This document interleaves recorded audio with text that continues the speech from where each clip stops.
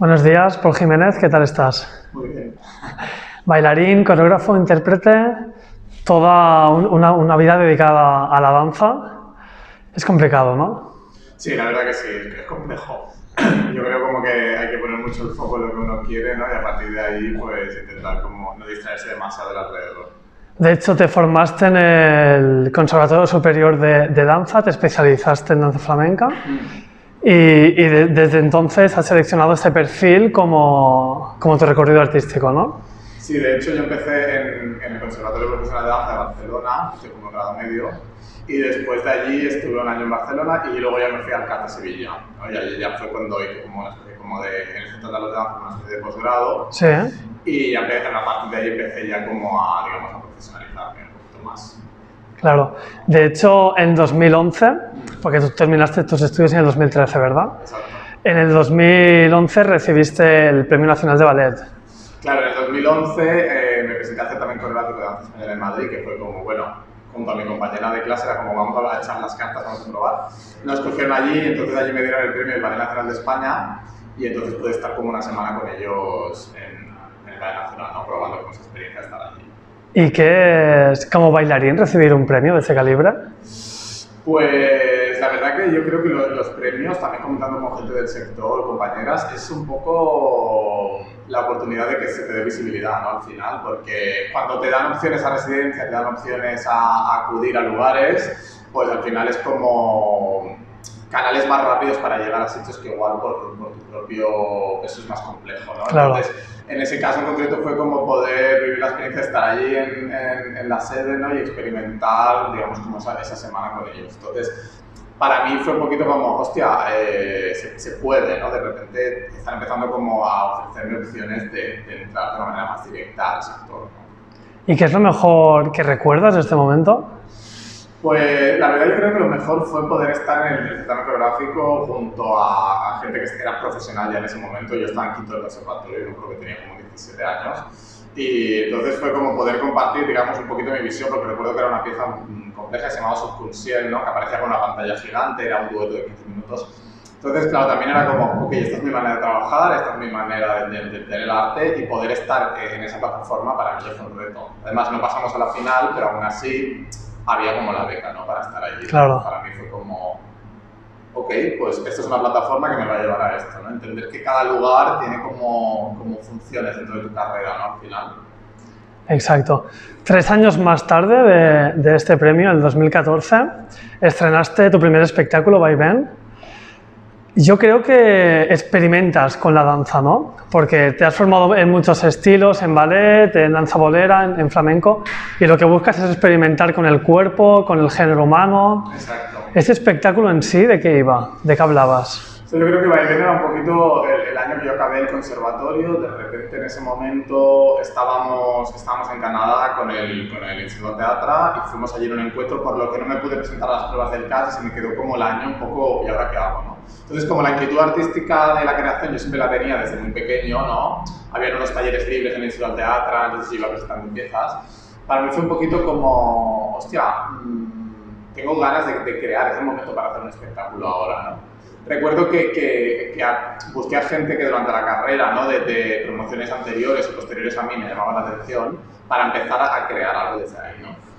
Y ese fue claro, viéndolo con distancia ahora, que es el 2013, lo siento como lejano, ¿no? Y con las obras. Claro. Cuando pasa tiempo, ¿no? Las vuelves a ver, es como, bueno, vas tomando experiencia y perspectiva de las cosas. Era un espectáculo que hablaba sobre el poder de los abanicos, ¿no? Entonces había todo un lenguaje, digamos, desde el abanico pequeño, mediano y grande, cómo relacionarlo con las diferentes ramas de la danza española, con los diferentes palos del flamenco, apoyado por un tablao musical, ¿no? Entonces la sala Fénix, yo me acuerdo que era una sala muy pequeña de trabajo, Sí. que había abierto hace muy poquito, y fue la primera que me dijo como, mira, Paul, aquí te damos estos días para que tú puedas probar, ¿no? Entonces, realmente para mí fue la primera pieza que yo hice más profesional, ¿no? Que ya estaba en una programación de teatro y que ya estaba apoyada por espacios. Una vez metido propiamente en el espectáculo de la danza, ¿cómo valoras la figura del hombre en ella? A ver, yo creo que lo del hombre tiene como pros y contras, ¿no? Dentro de la danza, o sea, hay una parte muy clara que es que hay pocos hombres en el sector, entonces, por lo que es verdad que muchas de las figuras muy conocidas son hombres, Pero por otro lado, es como, hay pocos hombres, pero a la vez los hombres tienen más oportunidades porque escasean, ¿no? Entonces eso es una realidad. Yo lo que siento es que he tenido ese apoyo por parte del sector, ¿no? Y he tenido ese reconocimiento, pero por otro lado también, bueno, la figura del hombre en la danza, pues claro que está lleno de estigmas, está lleno de cosas, ¿no? Mucha gente me pregunta, ¿tú has tenido estigmas, has tenido a tu alrededor prejuicios? Yo la verdad que no, o sea, yo no puedo decir que haya pasado una infancia, no, porque yo también estudié en el Uriel Martorell desde los 5 años, entonces ahí ya todo mi ambiente era gente que compaginaba lo artístico con la primaria, ¿no? Entonces realmente por parte de mi familia todo siempre ha habido como un apoyo, claro, entonces era como, yo no vivía esa realidad, hasta que en bachillerato ya fui a un instituto, la 25ª Olimpiada, que ya me encontré con gente, pero también a gente que se dedicaba a las artes escénicas. Si no hacían teatro, hacían música. Por lo que yo el estigma no lo he vivido en primera persona en mis carreras. Siempre me he sentido como muy apoyado, porque ya estaba metido en el circuito de alguna manera desde muy pequeño, ¿no? Pero más allá de esto, es evidente que la evolución del hombre es muy clara y muy constante. ¿Cómo crees que avanzará en los próximos años? O sea, ¿crees que habrá igualdad total en la danza? Yo pienso que de alguna manera ya está pasando y ya está existiendo, ¿no? Más que nada porque la danza, por suerte, o quiero confiar, está evolucionando a la vez que el mundo, ¿no? Entonces, como ya está pasando en otros sectores, la danza al final es un sector muy inclusivo. Pero a la vez sí que es verdad que a veces te planteas cómo puede ser que más hombres tengan oportunidad que mujeres cuando realmente hay menos, ¿no? Entonces, ¿qué pasa, no? Igual que si revisas la historia del arte, de repente los centros conocidos son los hombres y dices, ¿qué pasa, no? Entonces yo creo que sí que está habiendo una evolución a la par, ¿no? Entonces, a nivel de porcentaje, si tú miraras, está claro que deberían de haber más, o sea, las mujeres deberían tener más protagonismo solo porque hay más en el panorama. Entonces, por estadística, deberían de tener. Pero yo quiero pensar que la danza es una cosa que se está llevando bien, ¿no? Porque al final, por suerte, hay abertura, ¿no? Dentro de que haya clichés, haya un peso histórico, pero existe una abertura de miras en relación a este tema. Y gracias a esto entiendo que cada vez más hay más hombres que quieren practicar danza. Claro, yo quiero pensar que hay la posibilidad, ¿no? de entender el cuerpo como un cuerpo, ¿no? Más allá, ¿no? De que el movimiento no tiene género, que el movimiento no tiene sexualidad, entonces un poquito como dar la oportunidad a quitar todas esas capas que se han puesto por X motivos a lo largo de la historia, ¿no? Que eran necesarios por contextos o por el motivo que sea, ¿no? Entonces, entender que la gente desde pequeña puede moverse sin la necesidad de... Totalmente, claro. Que siempre existen todo, los clichés, pero bueno, la posibilidad de cuestionar y quitar capas yo creo que ofrece más visión, ¿no? A la gente que sube. De hecho, esto está muy bien porque me gustaría destacar otro espectáculo, El Oscilante, que habla precisamente de esto, ¿no? ¿Qué subrayas de este espectáculo? ¿Por qué este nombre? Porque esto es algo muy interesante también.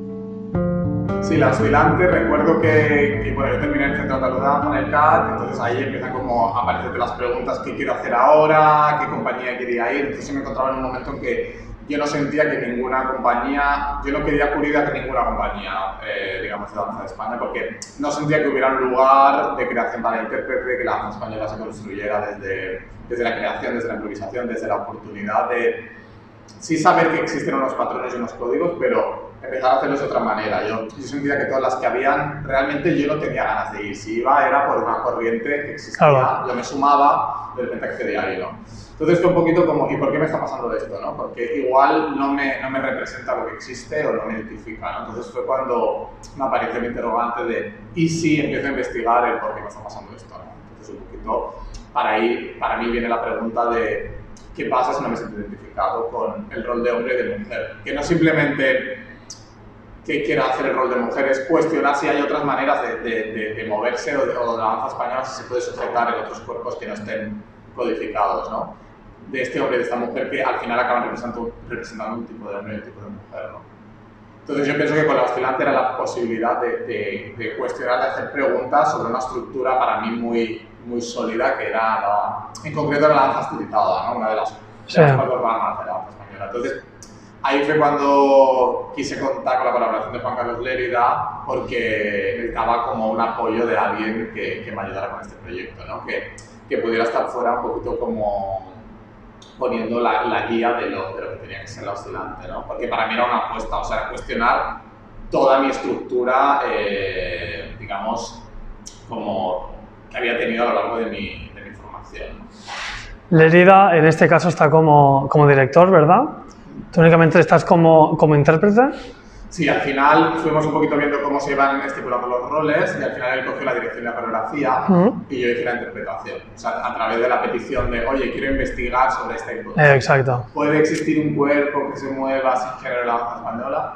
Y a partir de ahí, un poquito tuvimos un año muy intenso para realmente entrar digamos, en el corazón, ¿no? De todo esto. La obra o el espectáculo en sí tiene mucha complejidad, no solamente por la técnica, que eso es evidente, sino por el mensaje que queréis transmitir. Es evidente que también recibió diversos premios, como Butaca, Crítica, pero ¿crees que vuestro mensaje llegó al público? Mucha gente me pregunta, ¿crees que has conseguido el objetivo del cuerpo género? ¿Crees que justo se estaba sumando, es verdad, con lo que está pasando hace mucho tiempo, ¿no? De las posibilidades de género, ¿no? Fuera de la danza, de todo el abanico de maneras que hay de hacer las cosas? Yo realmente y hablando con Juan Carlos también, realmente hemos cuestionado cosas, ¿no? Y hemos abierto como capas sobre este tema. Entonces el hecho de que la gente vaya a ver esto y simplemente se pregunte, para mí ya es un logro, ¿no? Ya es un challenge conseguir el hecho de que la gente vaya al teatro a ver la pieza y piense, hostia, ¿qué está pasando, no? Y luego he podido también conversar con conservatorios, también profesionales de danza, dar una charla del Superior de Málaga, por ejemplo, también para que la gente que esté impartiendo clases, la gente pedagoga, me parece interesante que piensen sobre cómo ellos están transmitiendo esto, ¿no? Cómo están transmitiendo esta danza. Si la seguimos transmitiendo igual, o ya empezamos a ofrecer otras posibilidades, ¿no? Entonces, lo que me he dado cuenta es que más allá de la creación hay como todas unas cosas alrededor de la creación que al final la pedagogía, la interpretación acaban alimentando, ¿no? Cuando tú acabas haciendo una pieza, pues a la hora cuando se hace una entrevista, ¿no? Hay muchas cosas alrededor de esto que acaban como dándole solidez a lo que en un inicio era una pieza de danza, ¿no? Claro. Creo que eso también enriquece mucho y vemos todo lo que hay alrededor de una pieza de danza, que a veces se queda en un mensaje puramente escénico, que también es una opción.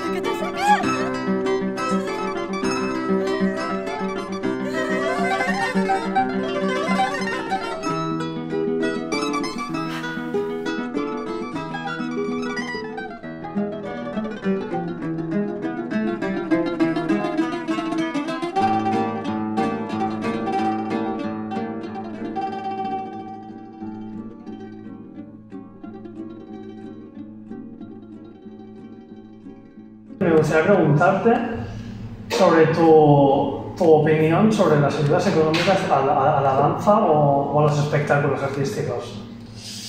A ver, yo creo que también lo dicen, ¿no? El sector de la danza siempre se reivindica y siempre está chillando y tal. Bueno, hay una realidad que es que nosotros por nosotros mismos no podemos producir nuestras obras, ¿no? Porque es un sector muy precario. Entonces, siempre necesitas como acudir a la llamada, ¿no? De buscar ayudas y buscar subvenciones. También, hablando con compañeras, creemos que necesitamos como espacios para que sucedan las cosas, o sea, espacios reales de tener, por ejemplo, lugares que ensayar, lugares que tal, porque si no se dan estos lugares, no pueden aparecer las obras. O sea, las obras se quedan en la cabeza, Claro. pero luego al final se acaban reduciendo todo al presupuesto que uno tiene, ¿no? Sí que yo creo que hay una realidad, o yo la he sentido, que a medida que vas como haciendo producciones y vas mandando emails, a la quinta producción, como ya conocen, entonces ya al menos se interesan o te quieren o quieren ver tu obra, ¿no? Entonces hay una cosa como de, que se dice mucho, ¿no? De ir picando piedra hasta que al final llega.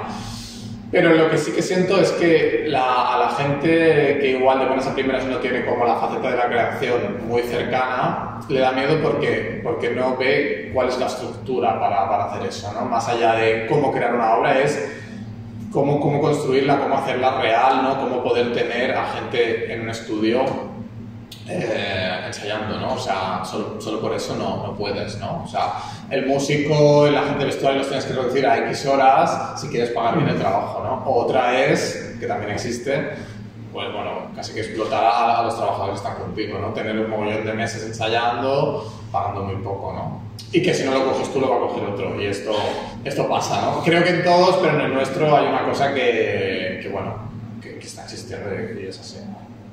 Actualmente estás en una obra que estrenaste en octubre del año pasado. Antes de centrarme en la obra, me gustaría saber cómo llevaste los ensayos en plena pandemia. Sí, nosotros estrenamos Lo Faunal en el octubre del 21 en la Fira Mediterránea de Manresa, con coproducción de la Fira Mediterránea. Realmente creo que los ensayos los empezamos... O sea, la idea me vino en el 2020 durante todo el COVID, entonces cuando salimos, creo que era septiembre, octubre o así, después del verano, allí empecé a contactar con el equipo. Oye chicos, estoy teniendo esta idea, tal. Porque yo quería un equipo pero no sabía muy bien quién tenía que estar. Y entonces en enero del 21 encontré a Bruno Ramri, que es la persona que ha hecho la dirección y en este caso nos compartió la coreografía.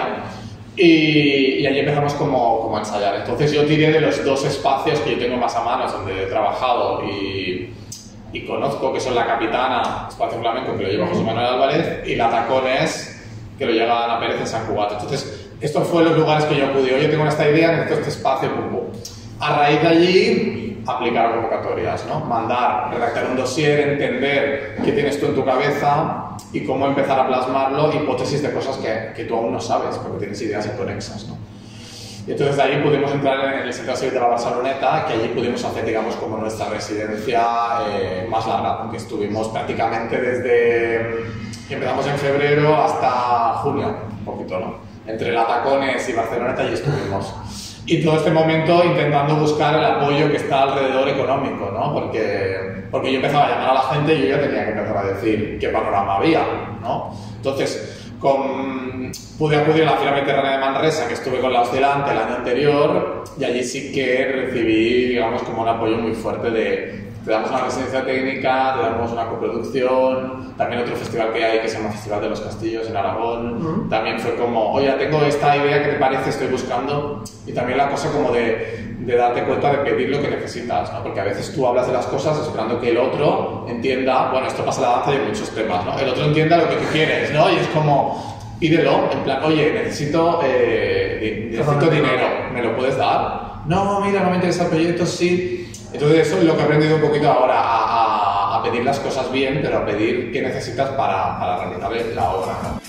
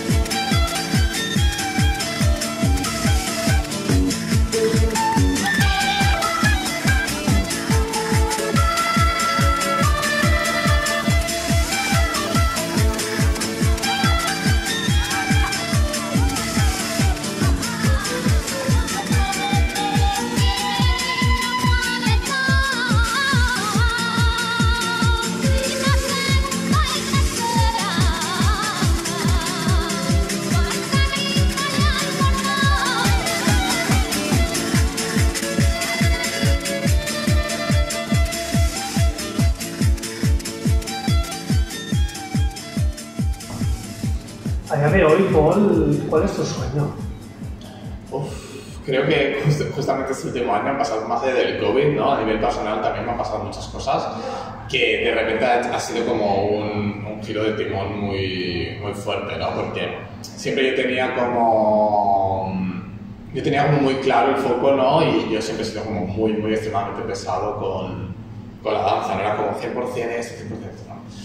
Y al final yo también me estoy dando cuenta que hay muchas cosas que conforman la danza, ¿no? O sea, para poder hablar de la danza también tienes que estar en la calle, tienes que vivir, ¿no? Porque entonces al final estás contando cosas que no llegan a las personas y no tocan, ¿no? Entonces yo creo que al final mi sueño es como poder, digamos, que la danza pueda confluir con mi vida a la vez, ¿no? O sea, hay como esta cosa, la danza es mi vida es la danza. Sí, la danza es tu vida, pero a la vez la danza puede darte un porcentaje de tu vida, pero también necesitas como otras cosas, ¿no? Que en un momento sí que yo sentía como que la danza podía abarcar todo esto, pero al final te das cuenta que hay como muchas otras facetas, ¿no? Entonces yo creo que para mí el sueño es poder, lógicamente, a día de hoy seguir viviendo de esto, que me cuesta a veces decirlo, pero es así, ¿no? Precario, pero es así porque hay que batallar. Pero a la vez también como que yo pienso que mi equilibrio personal, ¿no? Y emocional pueda existir, ¿no? Que no sea tener como que volcar, lógicamente, toda tu energía en eso, ¿no? Porque al final también te quedas vacío para la gente que está como alrededor de tu vida, ¿no? Entonces yo creo que el sueño es poder seguir viviendo de la danza, pero también seguir viviendo, ¿no? fuera de ella, pienso. Qué guay, Paul. Me da un terreno ahora, pero siendo muy claro, es el momento en el que estoy. Igual dentro de 2 semanas te diría otra cosa, pero ahora mismo... Pero ¿cómo has vivido la pandemia? Porque es evidente que las personas que nos dedicamos al arte o a la cultura son 2 años que prácticamente no hemos vivido porque sí. Claro, no hemos tenido ingresos. ¿Cómo lo has vivido tú esto?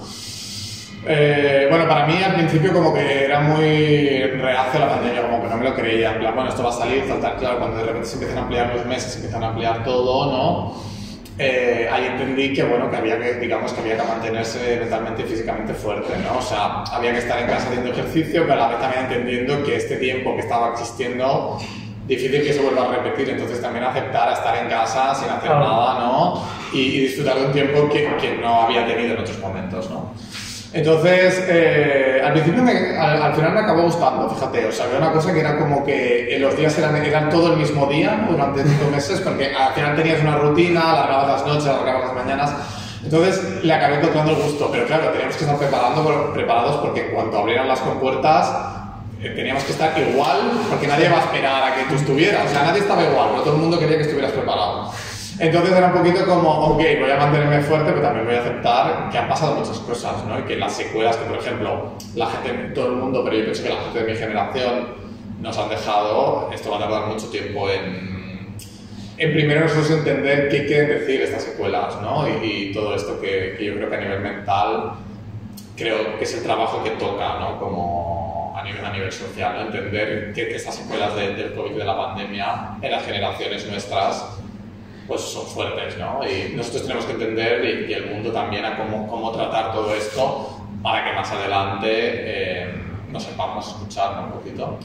Entonces, bueno, fue esto, y que el trabajo se había caído, todos se habían caído, las giras, pero era como, ¿y qué voy a hacer, no? Yeah. O sea, aceptar esta situación es lo mejor que puedo. Entonces, pasé como varias fases, la verdad, por ella, pero al final fue como... Bueno, chiqui, pues entiende que esto es lo que hay, ¿no? y tienes que salir al mundo ahora a ver cómo está todo, ¿no? Y sobre todo, lo que hablaba también con compañeros, ¿no? Que están trabajando a día de hoy, que yo siento que ahora como de repente ha vuelto todo el volumen a la vez de trabajo, porque sí, el trabajo estaba, pero no lo podían dar. Hostia, ¿cómo nos enfrentamos a él, no? Ahora creo que es la pregunta. Y esto, las diferentes etapas que comentabas, por las que has pasado en la pandemia, ¿se pueden ver reflejadas en tu última obra? Yo pienso que de alguna manera están, sobre todo lo viví en el proceso creativo. O sea, para mí el proceso creativo fue muy duro, pero también porque yo a nivel personal estaba aún pasando muchas cosas, ¿no? Entonces era como, de qué manera el hecho, yo creo que para mí fue más duro el proceso, ¿no? El hecho de ir a ensayar cada día con todo lo que uno llevaba encima, ¿no? Entonces recuerdo que tuve que tener mucha paciencia conmigo, ¿no? Para para aceptarme y entenderme que ese era el momento en el que estaba, ¿no? Y también el hecho de tener a Bruno como apoyo desde fuera, lo necesitaba, ¿no? Como un anclaje de decirme, ok, Paul, vamos por aquí, vamos a hacer esto, vamos a hacer lo otro, ¿no? Entonces yo creo que de alguna manera existe la pieza. Está claro porque el proceso ha vivido eso, entonces la pieza lo tiene que reflejar, o sea, no en otra realidad. Paul, pues ha sido un gustazo conocerte y conocer tu trayectoria, que personalmente me gusta mucho.